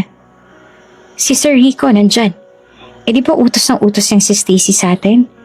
Kapag wala si Sir Rico, demonita. Pero kapag nakaharap si Sir Rico, parang wala lang sa kanya. Akala mo kung sinong santa. Magpahinga ka na muna, ako na mag-aasikaso sa sir mo. Nek-nek niya. Dagdag pa niya, dahilan upang mas lalong makaramdam ng kabog si Merly sa puso niya. Pasalamat siya tandyan si Sir Rico. Dahil kung hindi, nako, kakalbuhin ko yung plastikadang babae na yan. Dagdag pa niya. Nandyan si Rico? Gulat na tanong ni Merly. Agad na napatayo si Merly nang dahil sa tango ni Salome sa kanya. Hindi niya alam kung kakayanin niya pang tumagal sa bahay na iyon ng isang buwan pa. Dahil sa kagustuhang ilayo ang anak sa babaeng yon, hindi na nagdalawang isip pa si Merly na maglakad patungo sa bulwagan kung saan nakaupo ang dalawa. Animong anghel pa kung kumilos si Stacy sa likod ng anak niya. Abala ito sa pagmasahe sa likod ni Rico, habang ang anak niya naman ay animong walang kaalam-alam na ang mga anghel na nagmamasahe sa kanya ay may angking kademonyohan din pala. Rico, mahinang tawag ni Merly sa anak. Ang pagod na itsura ng anak niya ay agad na nag-angat ng tingin sa kanya. Ganoon na lamang ang pandalaki ng mga mata ni Rico nang magtama ang mata nilang dalawa ni Merly na ngayon ay nakatitig sa kanya. Ah, nandiyan na pala kayo, Aling Merly. Pakikuha naman ng oil sa... Mama? Gulat na putol ni Rico at napatayo ito sa kinauupuan niya. Ganoon na lamang ang pandalaki ng mga mata ni Stacy, lalo na nang nagmamadaling nagtungo si Rico sa katulong nila upang yakapin ito ng mahigpit. Hindi niya maintindihan kung bakit niyakap ng fiancé niya ang kasambahay nila at bakit niya nga ba ito tinawag na fudge. Mahina niyang mura sa sarili niya nang mapagtanto ang lahat. Nanay mo ang kasambahay namin? Dagdag pa niyang tanong. Sa halip na sagutin si Stacy ay nagulat pa ang mata ni Rico. Nang sandaling hawakan niya ang braso, nang namamayat niyang ina, hindi niya rin maintindihan kung bakit. Ngunit tila ba nakaramdam siya ng kung ano sa puso niya nang makita ang galos sa braso nito. Anong nangyari sa'yo, Mama? Anong ginagawa mo rito at bakit ganyan ang suot mo? Sunod-sunod na tanong ni Rico sa nanay niya habang pinagmamasa ng mga galos nito sa braso. Ang sabi ng secretary mo, nagtungo ka raw sa ibang bansa para sa business meeting. Tumawag din ako sa personal doctor mo dahil hindi ka na raw umaattend ng weekly check-ups mo. At bakit nandito ka? Bakit nakasuot ka pa ng pangkatulong at bakit marami kang sugat sa katawan? Bakit hindi mo tanungin ang nobya mo, anak? Madilim na saad ni Aling Merly sa anak, dahilan upang bahagyang matigilan si Rico sa harap niya. May ilang buwan na ako nagsisilbi rito sa bahay ng nobya mo, at may ilang buwan na rin ako nagmamanman. Alam mo ba kung anong nalaman ko sa mapapangasawa mo? Walang ibang nagawa si Aling Merly kung hindi ang bumaling ng tingin sa nagugulat na ngayong si Stacy. May dilim sa mga mata niya nang bumaling sa dalaga, habang si Stacy naman ay animong nagulat at nakaramdam ng takot. Hindi niya inaasahan ang lahat ng to. Sino bang mag-aakala na ang matandang pinagmalupitan at sinasaktan-saktan niya ay ang nanay pala ng mapapangasawa niya? Kaya pala may laman lahat ng paratang nito sa kanya. Maybe you're mistaken lang, Aling Merly. Natatawang sabat ni Stacy habang nanginginig ang kamay na humawak sa braso ni Rico noong mga oras na yon. Bakit hindi natin pag-usapan ang lahat para klaruhin? Wala na akong dapat klaruhin. At kailangan itong malaman ng anak ko ngayon. Putol pa ni Merly. Dahilan upang mas lalo pang manginig sa takot si Stacy ng mga oras na yon. Nagpanggap akong kasambahay para sana malaman ang tunay na ugali ng iyong nobya. Ang akala ko mali lang ang mga chismis na naririnig ko mula sa opisina na mahigpit at talaga nga namang sadista yung nobya mo. Ang akala ko, chismis lang ang lahat at maling balita lang ang nakarating sa akin. Hindi ako naniwala nung una. Pero nung pumasok ako rito at nagpanggap na kasambahay, doon ko lang napatunayan na yung mga narinig kong masasamang balita tungkol sa kanya, totoo pa lang talaga ang lahat ng yun, na masama talagang ugali at mahigpit yung nobya mo. Sandali lang, Ma. Hindi totoo yan. Singal naman ni Stacy na animang nasaktan pa sa sinabi ng magiging biyanan niya. Hindi ko naman alam na ikaw palang nanay ni Rico. Kung alam ko lang, hindi naman sana kita itatratong ganon. Kaya nga nagpanggap ako para malaman ko kung ano talagang tunay mong ugali. Saad ni Merly, dahilan upang mas lalo lang kumabog ang dibdib ni Stacy noong mga oras na yon. Iwanan mo na siya, anak. Lahat ng galos na to sa katawan ko, siyang may gawa ng lahat ng ito. Minaltrato niya ako, anak. Hindi totoo lahat ng paratang mong yan. Sinasabi mo lang yan dahil ayaw mo sa akin para kay Rico. Saad ni Stacy na animong tumaas pa ang boses dahil sa narinig mula sa ginang. Bumaling siya kay Rico na ngayon ay walang ibang nagawa kung hindi ang manahimik habang nakatitig sa dalawa. Rico, maniwala ka. I swear, mali lahat ng first impressions niya sa akin. She's delusional. May sakit siya, right?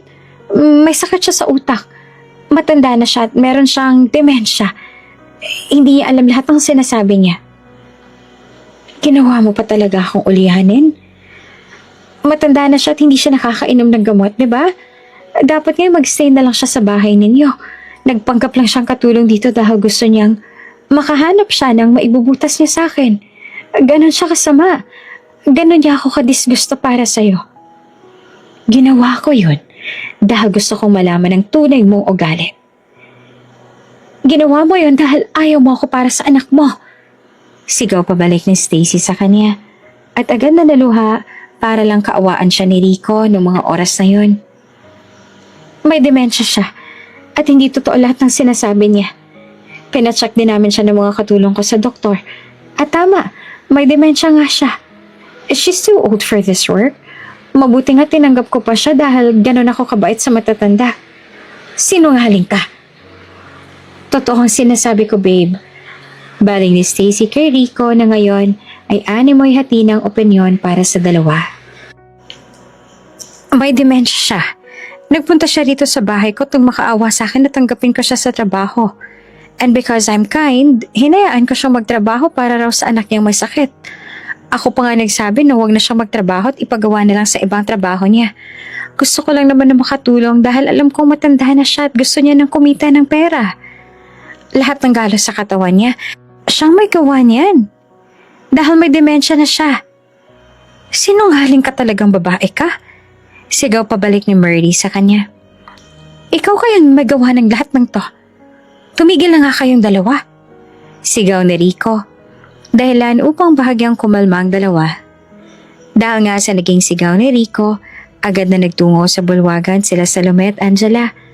Agad na nakaramdam ng kuryoso ang dalawa dahil hindi nila alam kung bakit nag-aaway-away ang tatlo. Ma'am, ano pong problema?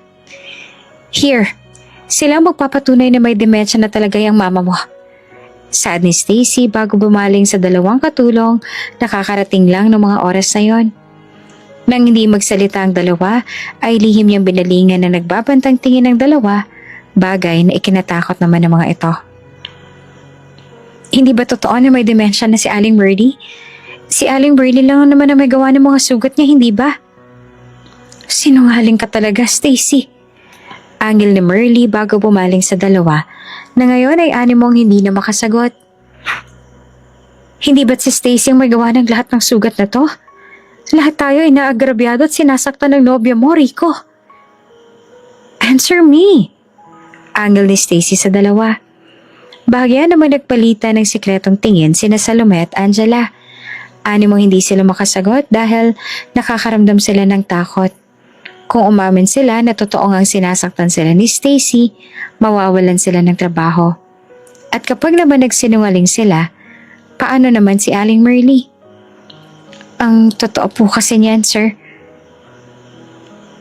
Totoo po. Putol agad ni Angela kay Salome, dahilan upang nagulat na napabaling ng tingin si Salome kay Angela. Totoo po na may demensya si Aling Murley. Sa katunayan po, nahuli ko po siya na umiinom ng gamot ng nakaraan. Totoo po ang sinasabi ni Stacy na may sakit si Aling Murley. Totoo po na si Aling Murley may gawa ng lahat ng galas niya. Pagsisinungaling ni Angela habang nakayuko. Hindi naman makapaniwalang napabaling ng tingin si Salome sa kanya. Maging si Murley ay walang ibang nagawa kung hindi ang kunot noon na lamang na napatingin sa dalagita. Anong sinasabi nito at bakit siyang binabaliktad nito ngayon? I'm so done with this, ma. Sagot ni Rico sa nanay niya dahilan upang walang emosyong napabaling ng tingin si Murley sa anak niya. Magagawa kong pakinggan ang lahat ng sentimiento mo. Pero hindi ko hahayaang sirain mo ang relasyon namin ng nobya ko dahil lang sa ayaw mo sa kanya. Kung ayaw mo sa mapapangasawa ko, siguro panahon na rin ito para putulin ko ang koneksyon nating dalawa. Saad ni Rico. Walang ibang nagawa si Murley kung hindi ang nanginginig ang mga kamay na kumuyom. Hindi niya alam kung bakit ngunit tila ba nasasaktan siya sa desisyon ng anak. Ano? Mas gugustuhin lang nitong putulin ang pagiging mag-ina nila para lang sa iisang babae? Para lang sa isang babaeng hanggang ngayon ay nagtatago sa maganda nitong maskara? Ipapasundo na kita kay Frederick para mahinto na rin tong kahibangan mo. Dagdag pa ni Rico bago siya nagdesisyong tumawag sa telepono niya. Nakita ni Murley sa gilid ng mata niya ang pananahimik ng mga katulong na tinuring niyang mga anak habang nasa gilid nito si Stacy na ngayon ay pasikretong umingisi-ngisi sa kanya. Dahil sa sama ng loob, walang ibang nagawa si Murley kung hindi ang umiling na lang. Kung desisyon ito ng anak niya, wala na siya magagawa roon. Sa sekretarya ko na lang ako magpapasundo. Sagot na lang ni Aling Merly at wala sa sariling umalis sa harap ng mga naroroon. Isang buntong hiningang pinakawala ni Rico. Hindi niya alam kung bakit, ngunit tila ba nasasaktan siya sa deseksyon niya para sa kanila. Mas pipiliin niya ba talaga na talikuran ng nanay niya para lang sa babaeng pinili niya?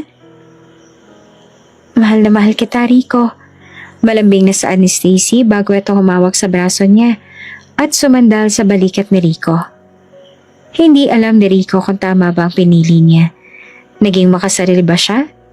Sa loob halos ng matagal nilang pinagsamahan ng nanay niya, ngayon niya lang pinili ang gusto niya. Ang tanong, tama bang ginawa niya? Hindi ako makapaniwala sa'yo, Angela. Gigil na sabit na Salome kay Angela na hanggang ngayon ay nakayuko pa rin. Naroon sila ngayon sa hardin. Hindi nila kayang lambingan ng dalawa sa loob, lalo na nang dahil sa nangyari kaya naman nagdesisyon silang lumabas.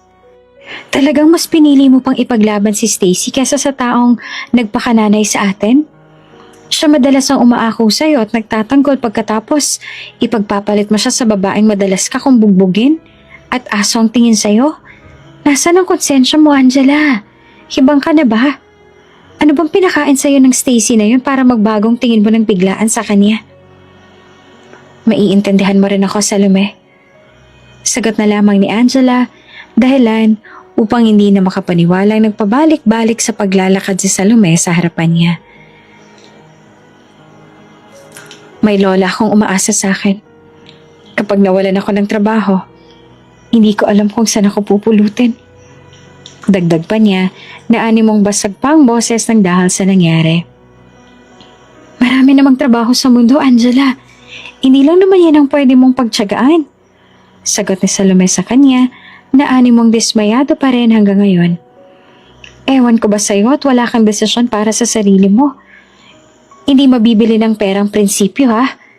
Sarkastikong dagdag pa ni Salome bago niya pabugnot na hinubad ang apron na suot niya at agad yung hinagi sa damuhan sa galit. Kung ikaw mahabang buhay ka na lang na magpapaalipin sa babaeng yun, pues ako, hindi. Hindi ako katulad mo na walang prinsipyong pinangahawakan. Tatayo ako sa kung ano ang tama, Angela. Hindi ako katulad mo na duwag at walang desisyon para sa sarili.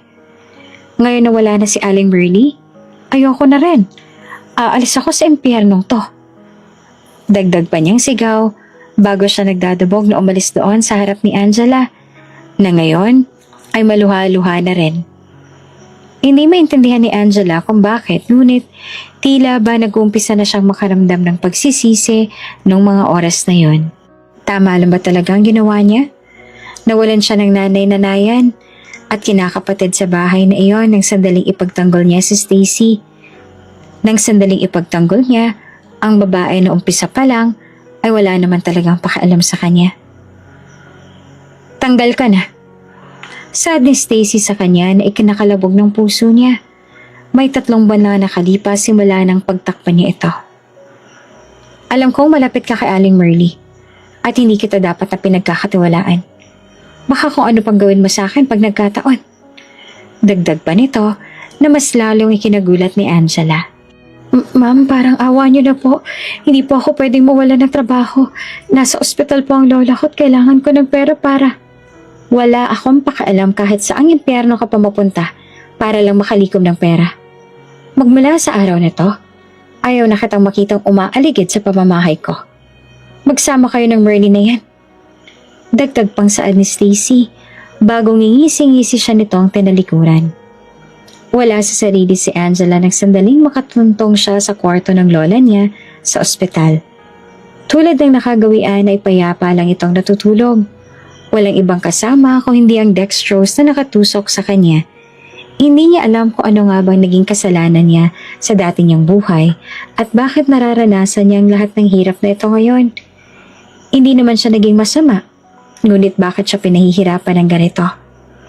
Hindi niya na namalayang unti-unti nang gumuhit ang luha sa mga mata niya habang nananatili pa rin nakatitig sa lola niya na ngayon ay nakakaawa ang sitwasyon nito. Nang hindi niya nakinaya ang lahat, Wala siyang ibang nagawa kundi ang lumabas muna at lumanghap ng sariwang hangin. Ngayon na wala na siyang trabaho, sana siya kukuha ng para pang ospital ng lola niya. Wala siya sa sarili habang naglalakad sa koridor. Natigilan lamang siya sa paglalakad ng sandaling bumangga siya sa kasalubong niyang babae. Di ka naman nag-iingat. Wait. Saad ng boses dahilan upang unti-unting mag-angat ang tingin si Angela. Ganoon na lamang ang gulat nila na makita nilang isa't isa sa ospital. Angela? Long time no see ah. Kamusta ka na? Natatawang bati ni Salome sa kanya na animang tuwang-tuwa pa na nakita siya roon. May 3 buwan din tayong hindi nagkita ah. Kamusta ka na? Eto, walang trabaho. Sagot ni Angela dahilan upang makaramdam ng gulat si Salome nung mga oras na yon.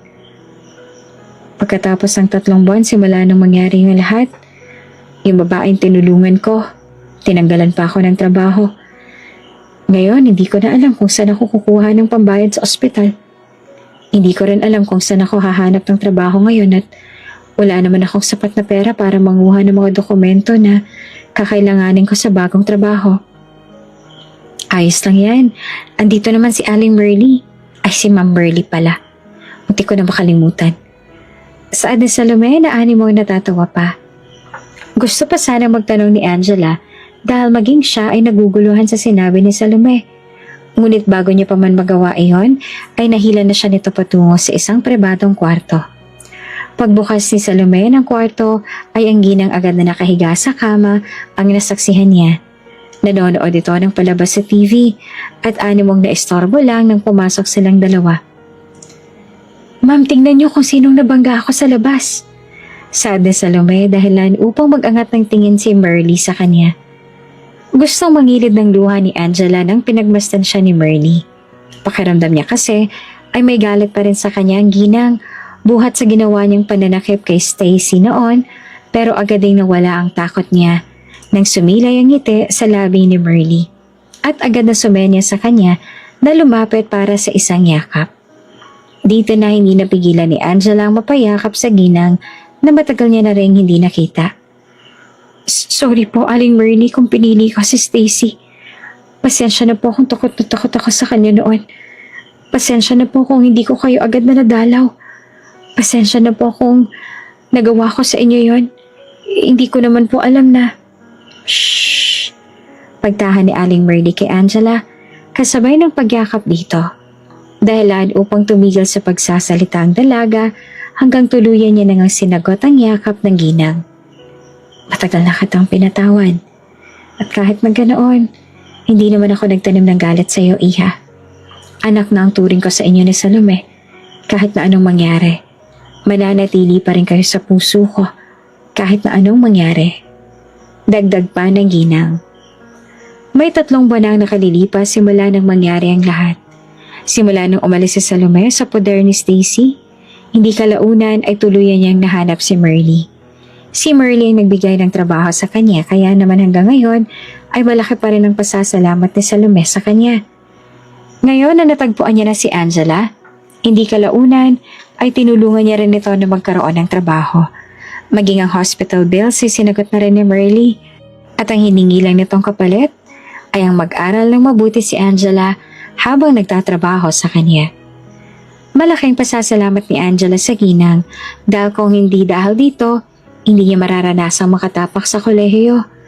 Sa kabilang banda naman, may lungkot pa rin namamalagi sa puso ni Merly dahil magpahanggang ngayon ay hindi pa rin siya muling pinakibalitaan ni Rico. Baka naman po nagpapalipas lang ng sama ng loob. Saad ni Angela habang malungkot na pinagmamasdan sa wheelchair ni Merly ang kabuuan ng syudad sa kwartong iyon. Hanggang ngayon ay nasa ospital pa rin sila kahit na may kalahating taon nang nakalilipas simula nang mangyari ang lahat. Sa pagkakaalam ko po, matagal din po ang tinagal nilang dalawa. Baka naman po, mahal naman po talaga ni Sir Rico si Stacy. Huwag mo na kang bigyan ng explanation yung katangahan ni Sir Rico. Sorry Ma'am Merly pero tanga po talaga ng anak ninyo Sagot ni Salome habang nagtitimpla ng kape. Kung ako kay Sir Rico, mas pipiliin ko yung nanay ko kaysa sa jowa ko Yung nanay simula nung ipinanganak siya, andyan na sa tabi niya. Nung umpisa pa lang. Tapos ipagpapalit niya sa babaeng wala pang 3 taon, pakakasalan niya na agad. Bilib din ako rito kay Stacy eh. Nagawang itago yung totoo niyang kulay kay Sir Rico ng halos 3 taon. Kasi kung ako yon, kahit anong tago ko, lalabas at lalabas ang totoo kong ugali kahit nagaano ko pang kagusto yung taong kasama ko. Ang malas lang talaga ni Sir Rico dahil ni minsan, hindi niya nagawang makita yung totoong ugali ng mapapangasawa niya. Dagdag pa ni Salome bago siya nagbigay ng kape kay Angela na tinanggap naman ito. Sobrang malas niya lang talaga. I wonder kung ganun pa rin kaya si Stacy kapag naikasal na sila?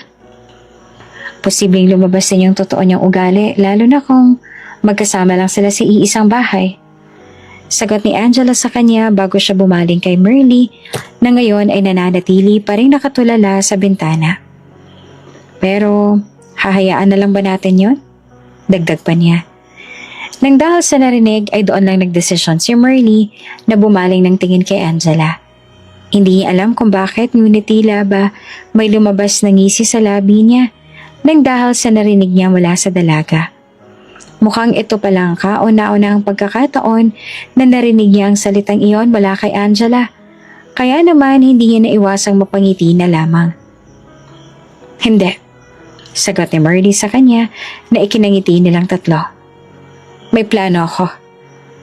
Saad agad ni Salome nang sandaling maalala niya ang video nasa cellphone niya. Sa kabilang banda, wala namang ibang nagawa si Rico kung hindi ang matulala na lamang habang pinagmamasdan si Stacy na ngayon ay gandang-ganda sa suot ng wedding gown nito. Naroon sila ngayon sa fitting room kasama ang mga designer ng gown na ipapagawa ni Stacy para sa nalalapit nilang kasal sa linggo. Sa katunayan nga ay nakahanda na ang lahat. Nakasulat na rin ang mga guests nila sa kasal. Wala na silang dapat na intindihin pa kung hindi ang magsaya na lang. Pero kahit na anong gawin ni Rico, animong may kulang pa rin sa kanya. Ganito ba talagang pakiramdam kapag magkaaway kayo ng magulang mo? Pakiramdam niya kasi may kulang talaga. Rico! Tawag ni Stacy dahilan upang mapabalikwas pa sa pagkakaupo si Rico sa harapan niya.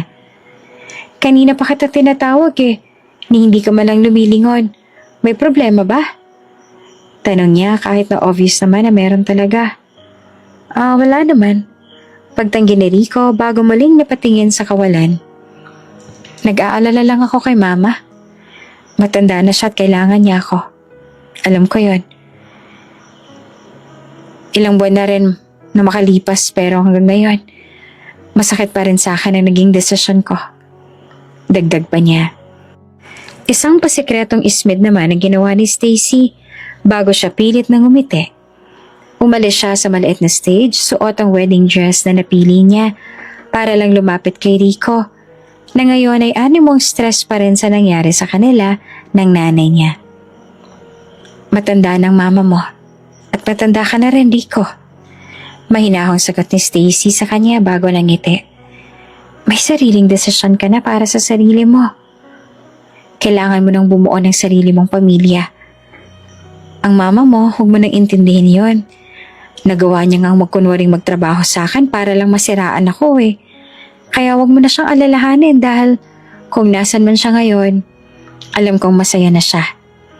Dagdag pa ni Stacy bago yumakap kay Rico na napipilitan naman itong gantihan. Kahit na hindi naging maganda sa dating niya ang sinabi ng nobya. Hanggang sa may naisip siyang magandang ideya. Bakit hindi natin siya imbitahan para... No? Mabilis na sagot agad ni Stacy dahilan upang bahagyang umangat ang kilay niya at agad na balingan ng dalaga na ngayon ay nagulat na rin sa reaksyon niya. Mabilis na tinakpan ni Stacy ang bibig niya at umiling sa harapan ni Rico na nahihiwagaan na rin sa ikinikilos niya. I mean, huwag muna babe. Hindi ba't hindi naman kayo in good terms? Hindi kami in good terms, so bakit pa pumasok sa isip mo na imbitahan siya? Hindi niya ako gusto. Paano kung sirain niya ang kasal nating dalawa? Di sira na ang lahat. Mas mabuti pang wag na muna natin siyang imbitahan, okay? Saka na lang natin siya harapin kapag okay na ang lahat. Okay? Dagdag pa ni Stacy bago muling yumakap kay Rico. Habang nakayakap sa nobyo ay walang ibang nagawa si Stacy kung hindi ang mapaismid na lamang. Nakahinga na siya ng maluwag nang siyang pinili ng nobyo niya. Tapos iimbitahan niya sa kasalang nanay nitong may ayaw sa kanya. Para ano? Para sirain lang ang halos 1 taon nilang pinaghahandaan na kasal?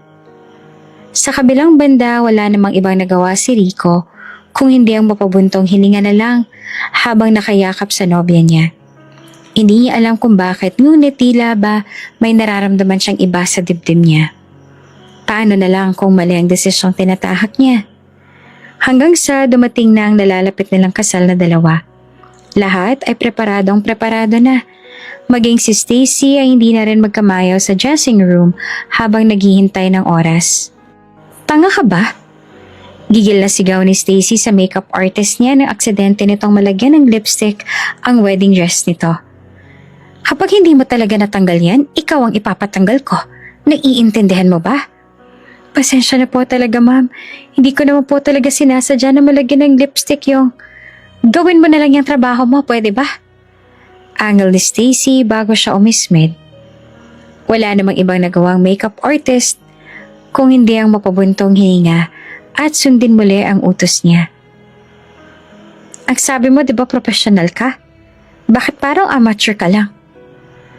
Professional naman po talaga, ma'am. Sa totoo lang po talaga, ma'am, nag-aral po ako sa London. Sagot nito na inismeran siya. Sadyang hindi lang po talaga mapipigilan ng aksidente. Talaga? Baling muli ni Stacy sa kanya bago nakangising na tawa. Sa katangahan mong yan, sa London ka pa talaga nag-aral ng lagay na yan, ha? Ginagago mo ba ako? Walang ibang nagawang makeup artist kung hindi ang mapatingin na lang sa kapwa niya hairstylist at sabay na lang na mapailing. Hindi nila alam kung worth it bang makipagtalo sa kliyente nila ngayon. Sa tagal nilang nagtatrabaho sa industriyang to, ito pa lang ang kauna-unahang pagkakataon na nakatapat sila ng ganitong klase ng kliyente. Hindi tuloy nila alam kung swerte ba talaga sila na malaking kliyente ngayon o malas dahil sa ugali naman ito. Sir, pwede na po tayong pumasok sa loob. Saad ng wedding organizer. Walang ibang nagawa si Rico kung hindi ang mapatango na lamang habang nananatili nakaupo sa backseat ng kotse. Naroon siya ngayon at nakasuot ng suit habang ayos na ayos para sana sa malaking event na to sa buhay niya. Sa wakas ay ikakasal na siya sa babaeng gusto niya at di kalaunan ay bubuo na rin ng pamilya. Pero ang malaking event at masaya sana ang araw na iyon ay animong kulang pa rin para sa kanya. Close silang dalawa ng nanay niya at halos wala siyang inililihim dito. Kasama niya ito sa lahat ng pagkakataon kaya naman ngayon na naroroon sana ito, wala ito. Kasalanan niya ang lahat. Kung hindi lang sana siya nagbitiw ng ganoong salita, baka hanggang ngayon ay okay pa rin sila ni Merly.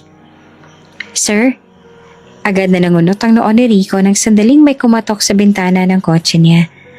Ang buong akala niya ay wedding organizer ito ngunit agad siyang nagtaas ng kilay nang makita niya ang babae ito. Pamilyar ito sa mga mata niya. Alam niyang ito yung dating katulong ni Stacy, ngunit ang tanging tanong lang, anong ginagawa niya rito sa harap mismo ng bintana ng kotse niya? Kahit na nagtataka ay mabilis na binuksan ni Rico ang bintana ng kotse niya. Nakasuot ng itim na cap ang dalagita at nahihiyang ngumiti sa kanya. Ikaw yung dating katulong ni Stacy, hindi ba? Tanong ni Rico bilang kumpirmasyon na agad at nahihiyang tinanguan ni Salome. Anong ginagawa mo rito? Bakit ganyan ang ayos mo? Embetado ka ba? Wala naman po akong balak na pumunta sa kasal ninyo at ang dati kong amo.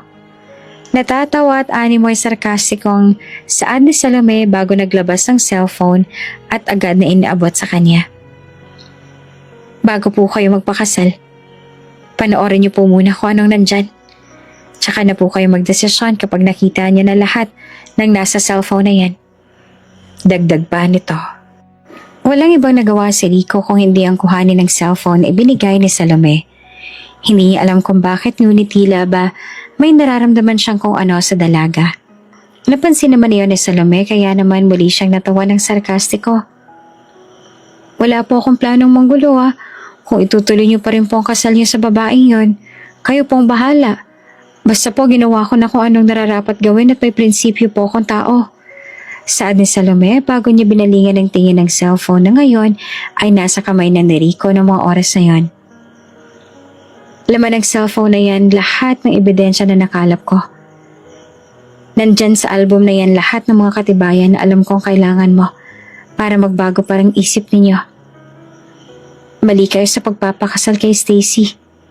At nandito po ako para baguhin ang isip ninyo. Iyon ay kung mababago pa. Pero nasa inyo yan kung magpapabulag ba talaga kayo. Basta gagawin ko lang ang part ko. Dahil naging mabuting nanay-nanayan sa bahay si Aling Merly nung naka kay Stacy pa kami. At importante sa akin si Aling Merly dahil nang nandun siya, palagi niya kaming pinagtatanggol. Nasaktan lang talaga ako nung pinili mo si Stacy kaysa sa nanay mo. Pero andyan na lahat. Kung sakali man na magbago pang isip mo, sa ospital niyo lang matatagpuan si Aling Merly. Dagdag pa nito na ikinakunot ng noon ni Rico. Mas kailangan po kayo ng nanay niyo. Baka kapag pinalagpas mo pang pagkakataong to, baka huli na rin ang lahat. Dagdag pa ni Salome bago ito tumakbo palayo. Gusto pa sana siyang tanungin ni Rico ngunit wala na siyang nagawa pa nang tumakbo ito paalis. Naiwan siya roon sa loob ng kotse na animong naguguluhan. Maraming tanong na sa isip ni Rico ng mga oras na yon. Bakit nasa ospital ang nanay niya? Anong ginagawa nito sa ospital? Kahit na marami pang tanong sa isip niya, wala nang iba nagawa si Rico kung hindi ang buksan ng cellphone sa kamay niya. Ganon na lamang ang pangungunot ng noon niya nang makita niya ang nanay niya sa video na nakaupo sa sahig, habang si Stacy ay nakapamewang na nakatalikod sa kamera at abala sa pagsigaw-sigaw. Nandito ka rin dahil hindi ka mahal ng anak mo. Kaya ka nandito dahil sa anak mong pabigat at walang ambag sa buhay mo. Hindi rin kami nagkakalayo ng anak mo. Tulad ko, wala ring nagmamahal sa'yo. Mahal ko ang anak ko kaya ako nandito. Hindi man lang niya alam na nandito ako. Pero natitiyak ko, magpapasalamat siya sa akin kapag nalaman niyang nandito ako. At kapag nalaman niya kung anong klaseng tao ka talaga. Masama kang tao, Stacy. Walang magtatagal sa'yo kung ganyan ang ugali mo. Daig mo pang isang demonyo. Sino ka para ilan tulad ako sa demonyo, ha? Sigaw ng nobya niya sa video bago dumampot ng vase at ipinukpok sa ulo ng nanay niya na ikinabasag nito. Doon nakaramdam ng labis na galit si Rico para kay Stacy. Naputol ang video sa sigawan ng mga kasambahay. Medyo naging magulo na rin ang kuha sa video. Kaya naman hindi na iyon pinanood pa ni Rico. Isa lang ang nasa isip niya. Masamang tao ang babaeng pakakasalan niya. Mas lalo lamang niyang napatunayan na tama siya nang sandaling iswipe niya pa ang gallery at nakita niya sa album na naroon ang mga pasa at sugat mula sa iba't ibang katulong na nakatanggap ng pamamalupit ng nobyang inakala niyang mabuting tao. Mas lalo lang din kumuyom ang kamao niya nang makitang isang picture kung saan nakita niya roon ang nanay niya nakaupo sa upuan habang ginagamot ang sugat nito ng isang dalagita. Hindi rin siya makapaniwala na ang dalagitang naroon sa picture ay ang babaeng nagtanggol kay Stacy noon. Sir, tara na po. Kailangan na po kayo roon. Sad ang wedding organizer na muling kumatok sa bintana niya. Walang ibang nagawa si Rico kung hindi ang lumabas ng kotse. Nagtatalong utak niya ngayon at kahit na naroon pa rin sa kotse, natitiyak niyang isa na lang ang desisyon niya ng mga oras na yon. Dali-dali siyang pumasok sa loob ng simbahan. Naroroon ang lahat at tila ba excited ang mababaka sa mukha ng lahat ng mga bisitang naroroon. Kasama na roon ang ilan niyang mga kamag-anak at kaibigan. At tanging ang nanay niya lang ang wala roon. May kirot at pagsisisi siyang nararamdaman dahil sa nangyari kaya naman upang makabawi sa nanay niya, natitiyak niyang ito lang ang tanging kailangan niyang gawin. Ilang minuto lang ay agad nang nagsimula ang seremonya. Unti-unting tumunog ang musika at kasabay nito ay ang pagbukas ng pinto ng simbahan. Iniluwa noon si Stacy na gandang-ganda naman sa wedding dress na suot nito. Dati-rate ay pangarap niya lang maikasal sa dalaga. Ngayon ang araw na pinakahihintay niya. Pero hindi niya rin maipagkakaila na ang pinakahihintay niyang araw na ito ang magsisilbi ring masakit na desisyon para sa kanya. Sa kabila kasi ng lahat ng kabutihan at pagmamahal na ipinakita ni Stacy sa kanya sa tuwing magkasama sila, kabaligtaran pala ng lahat ng yon ang tunay niyang ugali kapag nakatalikod siya. Sapat na ang videos na nakita niya sa cellphone na inabot ni Salome sa kanya. Sapat na ang lahat ng yon upang itigil niya ang kasal. Habang pinapanood ni Stacy na maglakad patungo sa kanya, eksaktong nasa kalagitnaan na siya ng aisle nang sandaling tumalikod si Rico at agad na tinampot ang mic na nasa gilid. Anong ginagawa niya? Bulong ni Stacy na sa isip habang kulot noong nakatingin kay Rico na sinadya pang tumuntong sa gitna, hawak ang mic. Ladies and gentlemen, maraming salamat sa lahat na nagpunta sa kasal na ito. Maraming salamat sa lahat ng effort sa pagtulong sa akin, sa pagprepara sa special event na to ng buhay ko. But unfortunately, hindi ko na itutuloy ang kasal na to. Saad ni Rico sa mic na ikinagulat ng lahat. Nasa kalagitnaan na si Stacy ng paglalakad patungo sa altar nang sabihin na yon ni Rico. Kaya naman wala siyang ibang nagawa kundi ang mapatakbo kahit hirap na hirap sa malaking gown na suot niya. Rico, what the heck are you talking about? Anong hindi itutuloy ang kasal? Anong pinagsasabi mo, Rico? Singhal ni Stacy na animo na iiyak pa sa mga narinig mula kanina. Answer my damn questions, Rico. Mahal kita, Stacy. Mahal na mahal. Sagot ni Rico dahilan upang tuluyan ng bumagsak ang mga luha sa gilid ng mga mata ni Stacy. Pero mas mahal ko ang magulang ko kumpara sa'yo. Nakita ko ng video na sinaktan mo ang nanay ko. Stacy, halos mapatay mo na siya. Pinalabas mo pa sa akin na may demensya ang nanay ko para paniwalaan kita. Hindi ko kayang makisama sa isang sinungaling at pakitang tao na katulad mo. Kahit naghanap pa kitang kamahal. Hindi ko kayang magmahal ng mamamatay tao. Saad ni Rico, dahilan upang masira ang makeup ni Stacy sa kaiiyak. Pakinggan mo muna ako, Rico.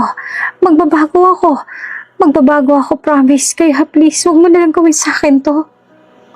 Umpisahan mo nang baguhin ang sarili mo dahil sa gusto mo. Hindi dahil sa gusto ko lang.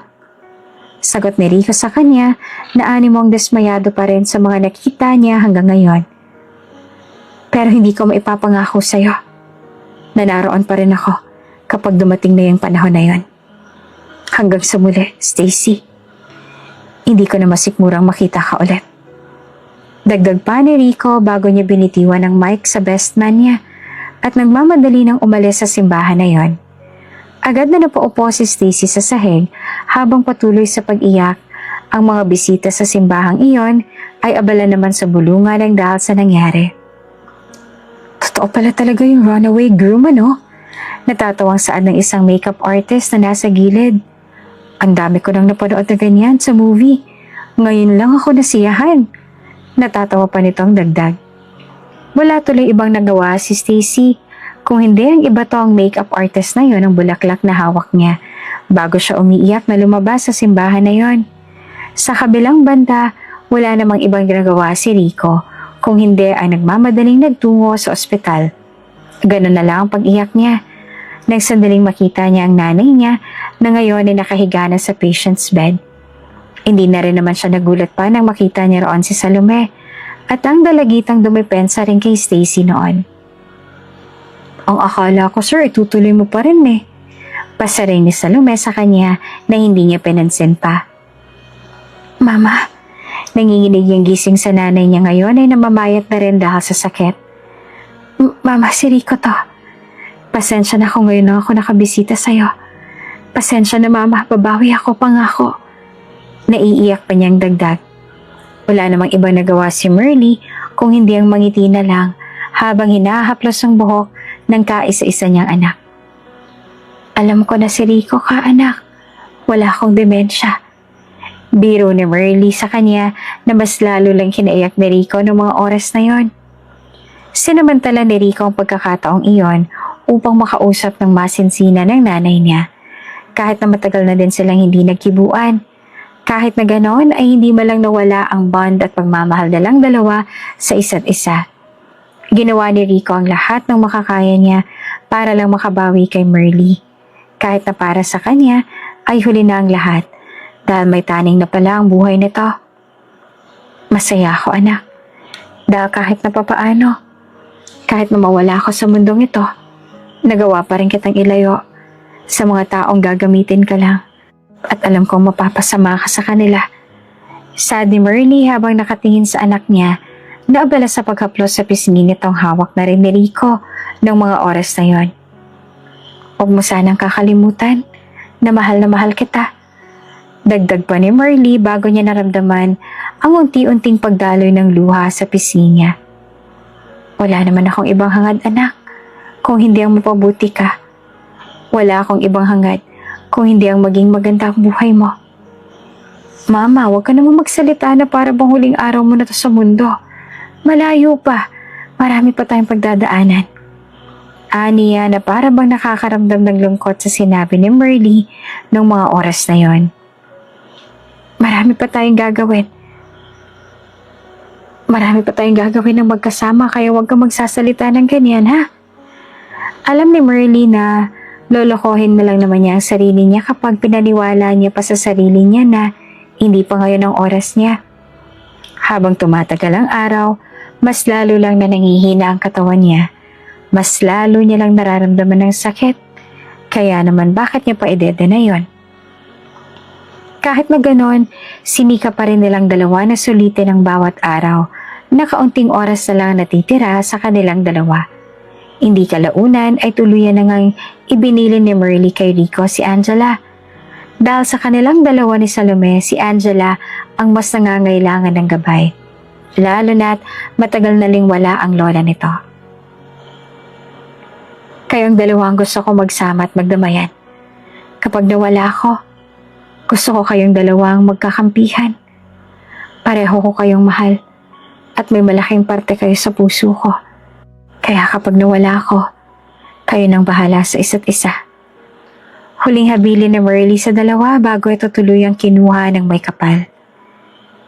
Kahit na may ilang taon nang nakalilipas, hanggang ngayon ay baon pa rin ng dalawa ang huling habilin ni Merly bago ito tuluyang pumanaw. Hindi kalaunan dahil nga sa silang palaging magkasama sa lahat ng bagay, pati na rin sa negosyo, hindi kalaunan ay tuluyan na rin silang nahulog sa isa't isa. Naging payapa ang buhay ni Angela dahil sa wakas, nagkaroon na siya ng kasama sa buhay. Lalo na nang biyayaan silang dalawa ni Rico ng anak. At maging si Rico ay patuloy pa rin nagpapasalamat hanggang ngayon dahil ang pag-ibig na hindi niya nakuha noon, bukas ang palad naman na ibinigay sa kanya ng langit, lalo na nang magkaanak silang dalawa ni Angela.